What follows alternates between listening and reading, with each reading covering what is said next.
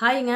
இன்னைக்கு நம்ம 2 வகையான ராகி சிம்லி உருண்டை தான் பார்க்க போறோம். அதுக்கு முதல்ல நம்ம செய்ய போறது வந்து ஆவி கட்டி செய்ய போறோம். அது எப்படி செய்றதுன்னு பார்க்கலாம். அதுக்கு 1 கப்பு மாவு, 1 பிச்சு உப்பு, அதுக்கப்புறம் பார்த்தீங்கன்னா, சுடு தண்ணி நல்லா நம்ம வந்து இத ஆவி கட்ட போறோம். அதனால கை பதம் புடிக்கிற பதம் வந்து வர வரலையும் அப்படியே மாவ உதுத்து விட்டு பார்த்துட்டு தான் நம்ம ஆவி கட்ட போறோம். அதுக்கு நான் கொஞ்சோண்டு தண்ணி ஊத்தி ஃபர்ஸ்ட்டு ஒரு பெரட்டுனேன். அப்ப எனக்கு தண்ணி பத்தல. திருப்பி கொஞ்சம் தண்ணி ஊத்தி நல்லா புடிக்கிற பதம் வர வரலையும் நல்லா பெசஞ்சு விட்டு பார்த்தேன். புடிக்கிற பதம் நல்லா உதுத்து புடிக்கணும். அதே சமயத்தில் உதிரணும் மாவு. உதிரியா இருக்கணும் மாவு. தண்ணியா சத சதன்னு இருக்கக்கூடாது. கட்டி பட்டுரும் மாவு. அதனால மாவும் வேகணும், தண்ணியும் இருக்கணும், புடிப்பதமும் இருக்கணும். ஒரு புடிக்கிற பதமும் இருக்கணும். இதுதான் ஆவி கட்டுறதுக்கு. புட்டுக்கும் இதே மாதிரியே நீங்கள் புட்டுக்கும் அவிக்கலாம். 2 தடவை புட்டுக்கு அவிக்கணும். 10 நிமிஷம் 10 நிமிஷம் அப்படியே அடுத்தடுத்து 2 தடவை அவிச்சிங்கன்னா தான் ராகி புட்டு நல்லா அடைக்காம தொண்டை அடைக்காமல் இருக்கும். இதை வந்து நம்ம அவிக்க போகிறோம். ஒரு 20 நிமிஷமாவது நீங்கள் அதை அவிக்கணும். நல்லா அந்த மாவை வந்து 20 நிமிஷம். துணி வந்து காஞ்சி இருக்கணும், ஈரம் இருக்கக்கூடாது. இல்லைன்னா பாதி மாவு அந்த ஈர துணியிலே போய் ஒட்டிக்கும். அதனால் காஞ்ச துணியில் இந்த மாவை கொட்டி நம்ம ஒரு 20 நிமிஷத்துக்கு மேலே அவிக்க போகிறோம். இது ஒரு பக்கம் ஓரமாக மாவு வெந்துக்கிட்டு இருக்கட்டும். அதுக்கப்புறம் நம்ம வந்து இதுக்கு வந்து ரெடி பண்ணுவோம். கொஞ்சம் அந்த இதுக்கெல்லாம் அதுக்கு என்னென்ன போட போகிறோன்னு பார்த்தீங்கன்னா, ஒரு கைப்பிடி அளவு கர்ப்பிணி பெண்கள் அவாய்ட் பண்ணிவிடுங்க. வேணாம். குழந்தைக்காண்டி ட்ரை பண்ணுறவங்களும் அந்த ஸ்கிப் பண்ணிவிடுங்க. இல்லாமல் செஞ்சு சாப்பிடுங்க, நல்லாயிருக்கும். இது எங்களுக்கு தேவைனால போட்டாச்சு. வந்து நல்லா பொரிஞ்சு வரணும். படப்படன்னு பொரிஞ்சு வரும்போது கருக விடாமல் பொரிஞ்சு வரும்போது ஆஃப் பண்ணிவிடுங்க. அது நல்லா அப்புறம் உரமாக வச்சுட்டு வேர்க்கடலை நல்லா வறுத்து தோல் நீக்கி வச்சிடணும். அதையும் இப்போ வந்து ஃபஸ்ட்டு நம்ம வந்து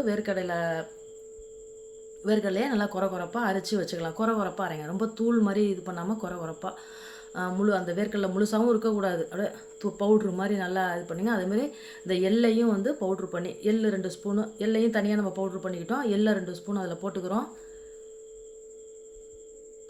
வேர்க்கடலை பொருள் நல்லா 1/2 கப்பு போட்டேன். டேஸ்ட்டுக்கு இதுதான் உங்களுக்கு வேர்க்கடலையும் எள்ளும் தான் டேஸ்ட்டுக்கு. வெல்லம் தூள் வெல்லம், நாட்டு சக்கரை, தூள் வெல்லம். இந்த வெல்லத்தை நீங்கள் குறைச்சிக்கிட்டாலும் ஓகே தான். எனக்கு இது தேவைன்ற தாண்டி நான் போட்டேன். அடுத்தது செய்யும்போது நான் குறைச்சிக்கிட்டேன். 1/2 கப்பு கூட போட்டுக்கோங்க. நீங்கள் 1 கப்பு மாவுக்கு 1/2 கப்பு கூட போட்டுங்க. இதை நல்லா நம்ம வந்து கலரி விட்டு வச்சுக்கோங்க. கட்டி இல்லாமல், கட்டியாக இருந்தால் கூட எடுத்துகிட்டு நல்லா சமமாக நல்லா கலந்து வச்சுக்கங்க ரெடியாக. அதுக்குள்ளே மாவு வெந்துக்கிட்டு இருக்கு. மாவு வந்து வெந்துருச்சான்னு எப்படி தெரியணும்னா, நம்ம அந்த மாவை எடுத்து உருட்டி பாருங்கள். நல்லா உருட்டி வரும். உதுத்துச்சுன்னா மாவு வேகலை. நல்லா உருட்டி வரும், உருண்டு வரும். அந்த மாதிரி இருக்கும்போது அதுதான் நல்லா வெந்துருச்சு. 20 நிமிஷத்துக்கு மேலே நல்லா வேக வைங்க. அப்படியே சிம்லேயே ரொம்ப கொதிக்க விடாமல் சிம்லேயே வச்சு நல்லா ஒரு 20 நிமிஷம் கொதிக்க விடுங்க. நல்லா சாஃப்டாக பஞ்சு இட்லி மாதிரி இருக்கும். இந்த சிம்லி உருண்டை வந்து ஆவி கட்டி செய்கிறது இட்லி மாதிரி நல்லாயிருக்கும். அது வந்து கொஞ்சம் மென்று சாப்பிட்ற மாதிரி இருக்கும் அந்த அடை தட்டி செய்கிறது. ரெண்டுமே டேஸ்ட் அல்டிமேட்டு தான்.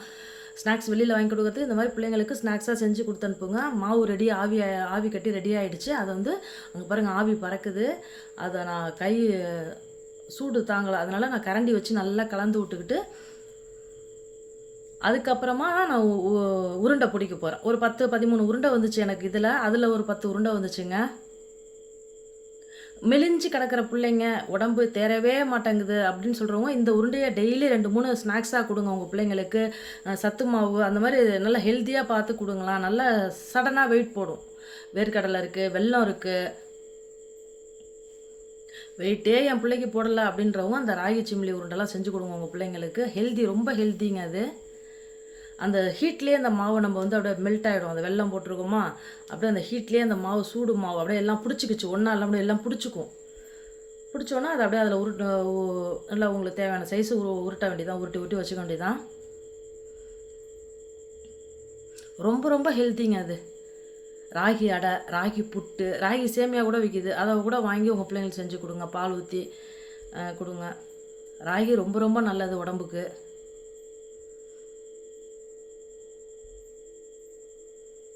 வீட்டில் வயசானவங்க இருந்தாங்கன்னா அவங்களுக்கு ஒரு 2 கொடுங்க. அந்த மாதிரி ஆவி கட்டி செஞ்சு கொடுங்க வயசானவங்களுக்கு. அந்த இடித்து போடுறதோட ஆவி கட்டி செஞ்சு கொடுங்க வயசானவங்களுக்கு. ரொம்ப சாஃப்டாக இருக்குங்க இது.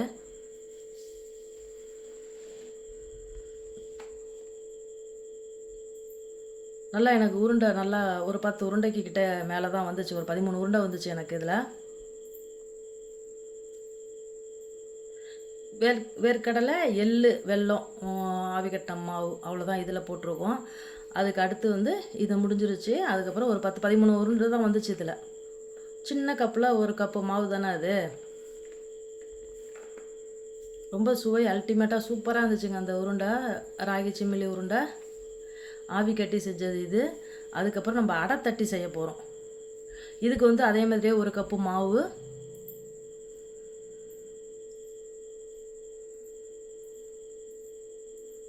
வீடியோவை ஸ்கிப் பண்ணாமல் பாருங்கள். உங்கள் வீட்டு பிள்ளைங்களுக்கு செஞ்சு கொடுங்க.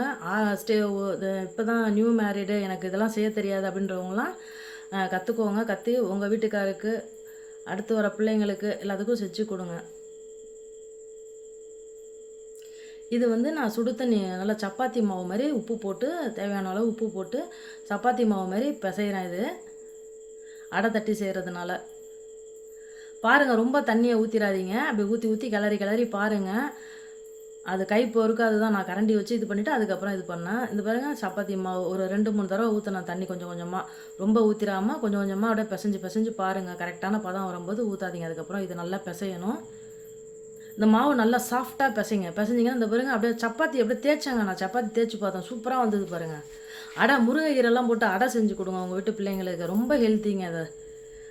நல்லா சாஃப்டாக இருந்துச்சு, பஞ்சு மாதிரி இருந்துச்சு. நல்லா எனக்கு தட்டை ஈஸியாக இருந்துச்சுன்னா பார்த்துக்கோங்களேன். சுடு தண்ணி ஊற்றி நல்லா சாஃப்டாக பிசைஞ்சிருந்தேன். பக்கத்தில் சப்பாத்தி கட்டை இருக்குது பாருங்கள், அதில் தான் வச்சு தட்டினேன். நான் தட்டி பார்த்தேன், கையிலேயே ஒரு அடை தட்டி பார்த்தேன். சூப்பராக வந்துச்சு.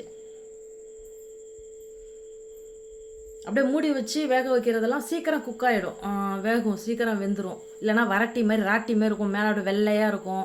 மூடி வச்சோம்னா நல்லா சாஃப்டாக வேகும், ஈவனாக வேகும். இதேமாரி நான் இன்னொரு அடை 2 அடை வந்துச்சு எனக்கு. அதை ரெண்டு அடையும் நம்ம இது மாதிரி தட்டி எடுத்துக்கிட்டு, அது நீங்கள் ரொம்ப வேக வைக்கணும். வேக வைக்கலைன்னா வேலைக்கு ஆகாது. அதனால் நல்லா வேக வைக்கணும். இதான் இப்படி ஒரு 10 நிமிஷம், அப்படி ஒரு 10 நிமிஷம் நீங்கள் வேக வைக்கணும். நல்லா ஆவி கட்டினாலும் 20 நிமிஷம், அடை போட்டாலும் 20 நிமிஷம் ஆகும். அடுத்த அடையும் நான் கையிலே பாருங்க, அப்படியே சூப்பராக வந்துச்சுங்க. எனக்கு இந்த மாவு சுடு தண்ணியில் போட்டு பிசைஞ்சது சாஃப்டாக சப்பாத்தி மாவு மாதிரி இருந்தது. இந்த மாதிரி பக்குவத்தில் செஞ்சு பாருங்கள். 2 வகையான சிம்லி உருண்டை.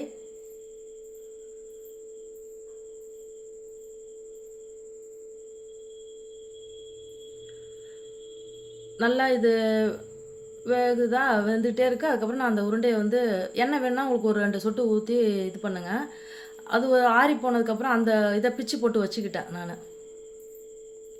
அந்த முன்னாடி சுட்ட அடையை வந்து நான் பிச்சு போட்டு வச்சுக்கிட்டேன் நான். இதுவும் ஆறினதுக்கப்புறம் இதையும் நம்ம கொஞ்சம் பிச்சு போட்டு வச்சு சும்மாவே எடுத்து சாப்பிட்டு பார்த்தாங்க. சூப்பராக சப்பாத்தி மாதிரியே இருந்துச்சு, கேவுரு சப்பாத்தி. இது வந்து நான் இதில் முந்திரி தான் போட போகிறேன். நல்லா மொறுன்னு இருந்துச்சு இந்த முந்திரி பருப்பு. வேர்க்கடைக்கு பதில் நான் வேர்க்கடலில் கொஞ்சம் போட்டேன் தான், முந்திரி பருப்பும் போட்டேன் நான். நல்லா 1/2 கப்பு முந்திரி பருப்பு குறைப்பாக அரைச்சி அதை சேர்த்துக்கிட்டேன் நான். இதை பிச்சு போட்டு மிக்சியில் ஒரு ஓட்டுங்க. அந்த முந்திரியையும் நான் ஒரு ஓட்டி வச்சுக்கிட்டேன். இது கூட அந்த வெல்லம் தூள் இருக்கு இல்லைங்களா, நாட்டு சக்கரை, அந்த இதையும் நீங்கள் வந்து 1/2 கப்பு போட்டு இதுலேயே அப்படியே ஒரு ஓட்டு தான், அப்படியே ஒரு லைட்டாக அப்படியே ஒரு சுற்று அப்படியே கலந்ததுக்கப்புறம் இது வந்து அந்த முந்திரி பவுட்ரு, அது குறப்பாக அரைச்சது. இது வந்து வேர்க்கடலை ஒரு 2 ஸ்பூன் மீதி இருந்தது. அது வந்து எள்ளு வேணான்னா ஸ்கிப் பண்ணிவிடுங்க. மெலிஞ்ச குழந்தைங்களுக்கு எள்ளு கொடுங்க. இளைச்சவனுக்கு எள்ளு கொடுங்க, மெலிஞ்சிருக்கிற பிள்ளைங்களுக்கு. அதை குறப்பாக வெல்லமும் அந்த அடையும் நான் நல்லா குறப்பாக திப்பியாக 2த்தையும் ஒன்றா அரைச்சேன்னா அதை வந்து இப்போ எல்லாத்தையும் கொட்டி அப்படியே கிளறி உருண்டை பிடிக்க வேண்டியதான் அந்த ஹீட்லேயே. இதுவும் நல்லா சூப்பராக இருந்துச்சுங்க. கண்டிப்பாக உங்கள் பிள்ளைங்களுக்கு செஞ்சு கொடுத்து பாருங்கள். வேர்க்கடலை அதிகமாக வேணும்னா வேர்க்கடலை சேர்த்துக்கலாம். அப்படி இல்லைன்னா நீங்கள் முந்திரி பருப்பு இருந்தால் போடுங்க, இல்லைன்னா வேர்க்கடலையே போதும் உங்களுக்கு. நான் தேவைன்றதுனால போட்டேன். 2 வகையான உருண்டை 2மே நீங்கள் வந்து கண்டிப்பாக செஞ்சு பாருங்கள்.